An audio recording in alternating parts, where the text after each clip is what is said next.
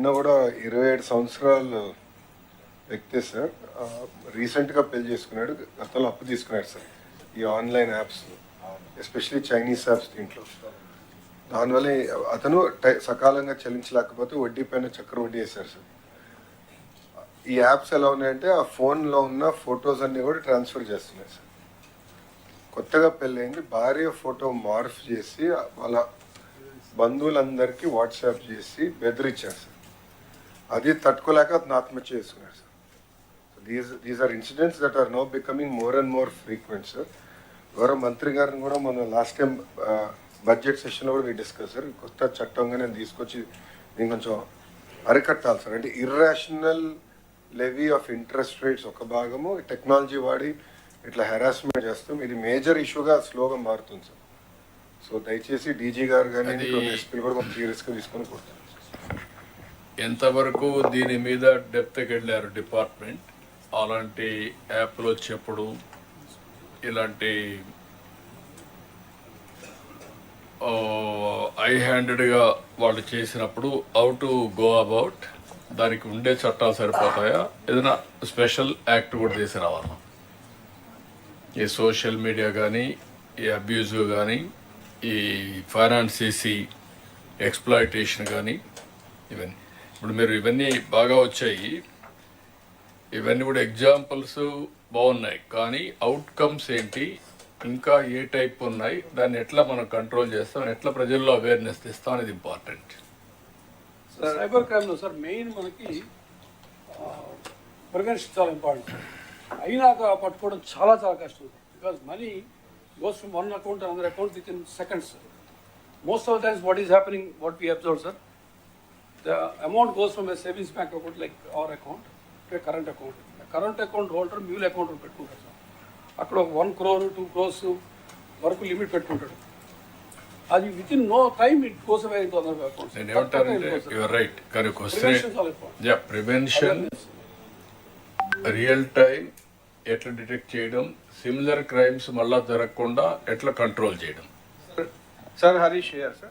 Sir, I have studied these issues in detail, sir. Particularly this loan apps, sir.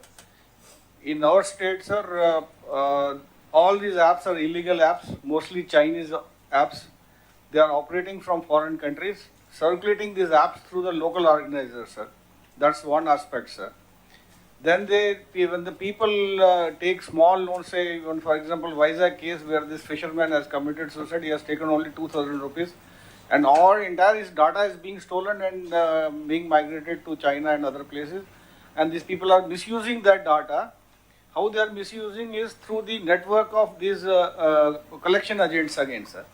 These collection agents, they are resorting to extortion, they are resorting to all kind of threats to the family through the social media, abusing through social media, everything they are doing, sir.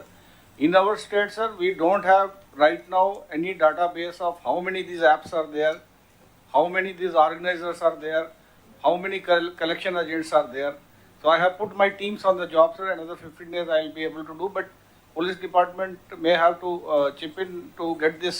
And then how many cases have been registered so far in last year in 5 years, sir? How many people have suffered? How many people have become the victim? We have to get the information from them, sir.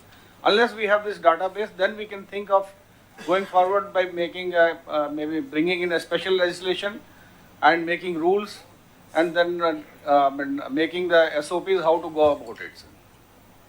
ఇప్పుడు మెయిన్గా మీరందరూ ఇవన్నీ కూడా వచ్చిన తర్వాత ఒకసారి చూస్తే కొద్దిగా మనం మీరు అవుట్కమ్స్ కూడా 6 months మనకు వచ్చుంటే ఒక ఐడియా వచ్చేది, where we are lagging behind, what type of crimes. Then ఫర్దర్గా if it drill down, then will get some ideas. దీన్ని టోటల్గా స్టేట్లో క్రైమ్ని అనలైజ్ చేయడానికి, అదే మరిగా అనలైజ్ చేసి what type of new crimes, cyber crimes are coming, bank ద్వారా కానీ, యాప్లు కానీ, లేకపోతే వేరియస్ టైప్ ఆఫ్ చీటింగ్ కానీ, ఇవన్నీ కూడా కంట్రోల్ చేయాల్సిన అవసరం ఉంది.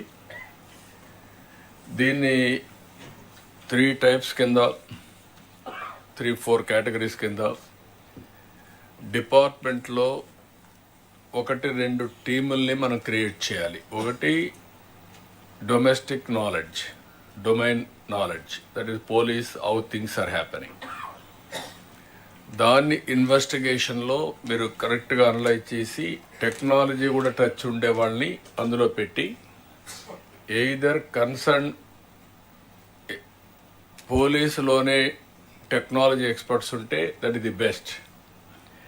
ఒకవేళ లేకపోయినా బయట కూడా మనం అవుట్ సోర్సింగ్ చేసుకొని రెండో పెట్టి, one is as you rightly mention యాప్లు కానీ cyber frauds, that is one area. Second area ఇప్పుడు సీసీటీవీ కెమెరాస్ మనం అనుకున్నాం. యూస్ కేసెస్ రియల్ టైంలో కొన్ని కేస్ స్టడీస్ చేసాం. I'm very happy. కనీసం అంతవరకు కేస్ స్టడీస్ కూడా లేవు, ఇప్పుడు కేస్ స్టడీస్కి వచ్చాం. That is not sufficient. ఈ కేస్ స్టడీస్ తీసుకొని ఇప్పుడుండే కేస్ స్టడీస్ అందరూ కూడా వాడే విధంగా ఏ విధంగా సర్క్యులేట్ చేయగలుగుతాం. సెకండ్ యాంగిల్, ఇప్పుడు ఏదైతే సీసీటీవీ కెమెరాస్ ఉన్నాయో కవరేజ్ క్రూషియల్ అన్ని ప్లేసుల్లో ఉన్నాయా లేదా. ఇప్పుడు కొంతవరకు మీరు బ్యాంకులు లేకపోతే షాపింగ్లు ఎవరైతే ముందుకు వస్తారో వాళ్ళందరినీ, ప్రైవేట్ వాళ్ళందరినీ మొబిలైజ్ చేస్తున్నారు. That's a good thing. అందువల్ల వాళ్ళకు కూడా రెస్పాన్సిబిలిటీ పెరుగుతుంది. అదే సమయంలో క్రూషియల్ ప్లేసెస్, ఒక టెంపుల్, ఒక స్టాచ్యూ ఆర్ గ్యాప్లు, అక్కడ మనం సీసీటీవీ కెమెరాలను పెట్టి, అది కూడా various types of CCTV cameras వస్తున్నాయి.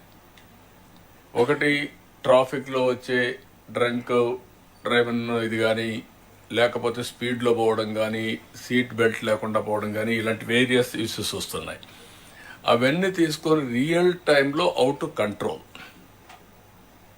మీ పోలీసుని రీఓరియంట్ చేయాల్సిన అవసరం ఉంది. రియల్ టైంలో ఎవరైతే ఫీల్డ్లో ఉంటారో వాళ్ళని కూడా మనం రీఓరియంట్ చేసి, ఇప్పుడు ఈ 4-5 కేసులతోనే మీకు కొంచెం చూసే వాళ్ళకు భయం వస్తుంది. నేను ఎన్నోసార్లు చెప్తున్నా, పోలీసింగ్ ఇన్ఎఫెక్టివ్ అయినప్పుడు క్రిమినల్స్ ఎఫెక్టివ్గా ఉంటారు. పోలీసింగ్ ఎఫెక్టివ్గా ఉన్నప్పుడు క్రిమినల్స్ ఆటోమేటిక్గా సైడ్ లైన్ అయిపోతారు. ఇక్కడికి వచ్చిన తర్వాత మీ దగ్గర ఫేషియల్ రికగ్నిషన్ సిస్టమ్ అవన్నీ పెట్టడం ఒక యాంగిల్. ఎంతవరకు మీ ఫోటోలన్నీ most wanted criminals, either rowdy sheeters or criminals, ఆ డేటా అంతా ఆన్లైన్లో పెట్టారా లేదా. ఇవి పెట్టుంటే రియల్ టైంలో మనం ఎంతవరకు ట్రాక్ చేయగలుగుతున్నాం వెహికల్స్ని కూడా, వాడు పోయేటప్పుడు క్రైమ్ని కంట్రోల్ చేయడానికి రియల్ టైంలో ఎంతవరకు చేయగలుగుతున్నాం. ఇది కాకుండా వీలైతే ఇప్పుడు ఇంపార్టెంట్ క్రూషియల్ ప్లేసెస్ అన్నీ మీ దగ్గర మనుషులు ఉంటే కొంతవరకు చెక్ చేసుకొని డ్రోన్స్ని ఆటోమేటిక్గా ర్యాండమ్ సర్ప్రైజింగ్, ఒక రాత్రి ఇదే టైంలో వస్తుంటే ఆ టైంలో ఎవడేం చేయడు, మీరేం పెట్రోలింగ్ పార్టీ పంపిస్తారు, మారుస్తూ ఉంటారు మనుషులు పంపించి, యూ సెండ్ ఎ డ్రోన్, ఒక రౌండ్ వేసుకొని వస్తుంది, ఇంకొకసారి ఇంకొక డైరెక్షన్లో పోతుంది. ఎక్కడైతే సీసీటీవీ కెమెరాస్ కవర్ చేయవో ఆ ఏరియా పంపిస్తారు. సీసీటీవీ కెమెరాలో వచ్చే డేటా కూడా అనలిటిక్స్ చేసి దాన్ని బేస్ చేసుకొని కూడా డ్రోన్ మీరు ఆపరేట్ చేస్తారు. అది కూడా మీరు పెట్టండి. అదే మరి యాక్సిడెంట్స్ కూడా మొత్తం నేషనల్ హైవేస్ ఇప్పుడు కొన్ని హాట్ స్పాట్స్ ఉన్నాయి. ఆ హాట్ స్పాట్స్లోనే యాక్సిడెంట్లు అవుతూనే ఉన్నాయి. ఆ rash driving, drunk and driving, ఇష్టానుసారంగా పోవడం, కేర్లెస్, ఇవన్నీ ఉన్నాయి. ఇవన్నీ చేసి ఆ బిహేవియర్ని బేస్ చేసుకొని డ్రైవర్ని కంట్రోల్ చేసి కస్టడీ చేసుకునే పరిస్థితి రావాలి. ఆ నెంబర్ ప్లేట్స్ రికగ్నిషన్ కానీ వేరియస్ థింగ్స్ మీరు తీసుకురావాలి. ఇలాంటివి నేను కొన్ని విషయాలు మీకు చెప్తున్నాను. ఇవి జిల్లా లెవెల్లో ఎస్పీలు, అవసరమైతే అప్పుడప్పుడు కలెక్టర్స్ కూడా, లేకుంటే పాలిటీషియన్స్ కూడా, we have to educate people. మానసికంగా మనుషుల్లో మార్పు రాకుండా మనం ఎడ్యుకేట్ చేయకుండా కొడితే మాత్రం దానివల్ల పెద్ద ఫలితాలు రావు. మనం ఈ యూస్ కేసెస్, చిన్న పిల్లలు చంపేశారు, అది మనం ఎక్స్పోజ్ చేయగలిగితే ప్రెస్ కాన్ఫరెన్స్ డీజీపీ ఆఫీస్లోనూ లేకుంటే హోమ్ మినిస్టర్ మీరంతా పెడితే then it will have a impact. ఒకవేళ అవసరమైనప్పుడు once in a month I will have some press conferences, జిల్లాలో పోయినప్పుడు మాట్లాడతారు, డిప్యూటీ సీఎం అందరం కూడా మాట్లాడితే ఏమవుతుందంటే పబ్లిక్లో ప్రిపేర్నెస్ వస్తుంది, అవేర్నెస్ వస్తుంది, అవేర్నెస్ భయం వస్తుంది, రెండోది మార్పు కూడా తీసుకురావచ్చు. ఈ రెండు కూడా ప్యారలల్గా తీసుకుపోవాల్సిన అవసరం ఉంది. ఎందుకంటే లా అండ్ ఆర్డర్లో కొత్త పోకడలు వస్తున్నాయి. ఒకప్పుడు లా అండ్ ఆర్డర్ ఒక రకమైన క్రిమినల్స్ ఉండేవాళ్ళు. ఈరోజు క్రిమినల్స్ కూడా ఇంటెలిజెంట్ క్రిమినల్స్, సైబర్ క్రిమినల్స్ తయారయ్యారు. ఇవి వచ్చినప్పుడు మీరందరూ కూడా పర్ఫెక్ట్గా దీనికి వస్తే తప్ప ఇవన్నీ కూడా సాధ్యం కాదు. దీన్ని మనం న్యూ ఛాలెంజెస్ వచ్చినప్పుడు new ways you have to move forward. ఇది అయిన తర్వాత వీలైతే డిపార్ట్మెంట్లో 3 మెంబర్ ఆర్ 5 మెంబర్ కమిటీ, టోటల్గా ఒక మనిషి నాకే అన్నీ తెలుసు చేస్తూ ఉంటానంటూ కుదరదు. అట్ట కాకుండా జిల్లాల్లో మీరు చేసే యూస్ కేసెస్, బయట వాళ్ళు తయారు చేసినటువంటి యూస్ కేసెస్ ఎంతవరకు మనకు వస్తాయి. ఈరోజు మనం ఏమీ కొత్తగా ఇన్నోవేట్ చేయడం లేదు. ప్రపంచం అంతా ఈ క్రైమ్ ఉంది, సిమిలర్ క్రైమ్ ఇప్పటికే చాలా చేశారు. ఇప్పుడు సీసీటీవీ కెమెరాలు ఉన్నాయి. సీసీటీవీ కెమెరాలు యూజ్ చేసుకొని రియల్ టైం ట్రాకింగ్ జరుగుతూ ఉంది, రియల్ టైం ప్రివెన్షన్ కూడా జరుగుతూ ఉంది యాక్సిడెంట్స్ అన్ని. ఆ సాఫ్ట్వేర్ కానీ తీసుకొని వాళ్ళు వచ్చి ఆపరేషన్ చేస్తే కొంతమంది వచ్చారు, మాకు మీరు డబ్బులు ఇవ్వాల్సిన పని లేదు, మేమే పెడతాం ఎన్ని కెమెరాలు కావాలన్నా, మేము ఇచ్చిన దాంట్లో మాకు కమిషన్ ఇవ్వండి చాలని, మేము ఇన్వెస్ట్మెంట్ పెడతాం, మీరు మాకు ఇంత పర్సంటేజ్ పాస్ ఆన్ చేయండి, that will be sustainable, will give all these cases, will work with you అని.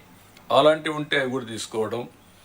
రిమైనింగ్ కేసెస్ని ఎవ్రీ ఛాలెంజ్కి ఈ 3 member committee or 5 member committee, ఇందులో అవసరమైతే పోలీసులే బాగుంటే మీరే చేయడం, కొంతమంది టెక్నాలజీని పెట్టడం, డెవలపర్స్ని పెట్టడం, time to time use cases తయారు చేసి ఆ యూస్ కేసెస్ అందరూ వాడే పరిస్థితి రావాలి.